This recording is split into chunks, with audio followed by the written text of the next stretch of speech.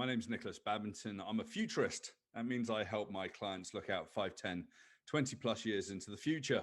And once we've got an understanding of what that future might be, we can strengthen our vision, do better strategic planning, and anticipate risk today. And it's been a busy time over the last couple of years as well.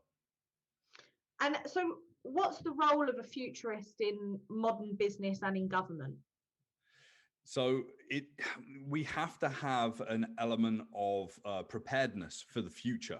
Some call it futures literacy, really understanding how to talk about the future within a current context. I like to talk about shifting the mindset from what is to what if.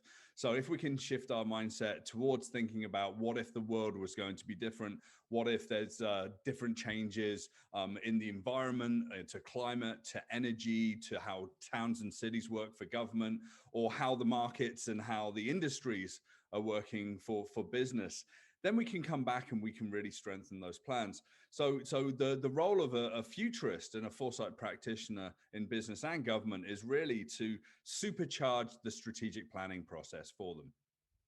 Okay. And in regards to advice, then what advice would you have for leaders when considering futures and foresight work? People need to understand that the future is plural. There's futures, like there are many thousands of futures ahead of us because there are many thousands of people, consumers, or whoever that we deal with to take into consideration. We have to establish some really good principles around equity and equality, around good service to citizens and customers alike. And when we start to think about these things, we start to really ground our thinking into what the business can be today.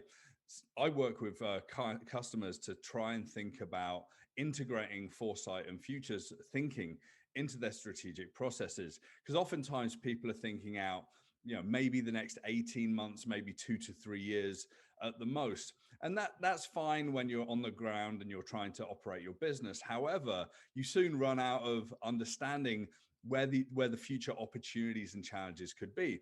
And you can be rest assured that there are competitors out there that are already 5 steps ahead of you, already doing that are going to come and take market share or disrupt local towns and cities if you're in government as well. So really, it's about staying ahead of the game and really starting to wonder, what if the world was different in 10, 20, or even 30 plus years down the line? Mm. And your book, The Future Starts Now, Yeah. Can you tell us a bit about the chapter Start with Dystopia? Yeah, so earlier this year, I was invited by my great friends, Theo Priestley and Bronwyn Williams, to provide that opening chapter, Start with Dystopia.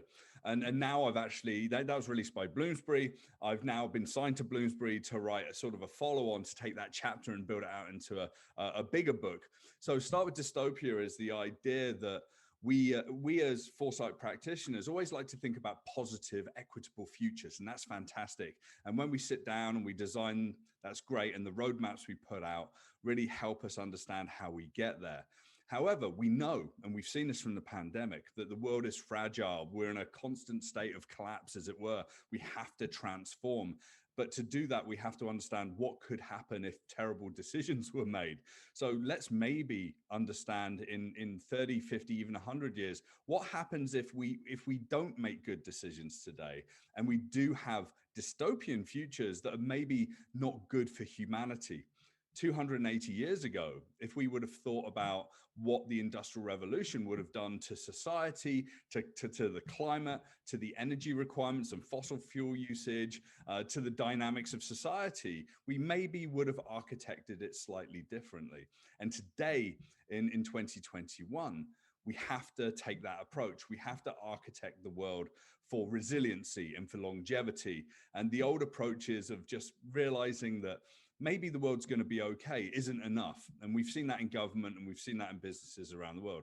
So my chapter is about priming that thinking. And the book that I'm going to write is going to give modern business leaders and world leaders in government the tools to be able to do that at scale and roll it out and really operate a futures practice that takes into consideration what might go wrong, as well as designing equitable, positive futures for all.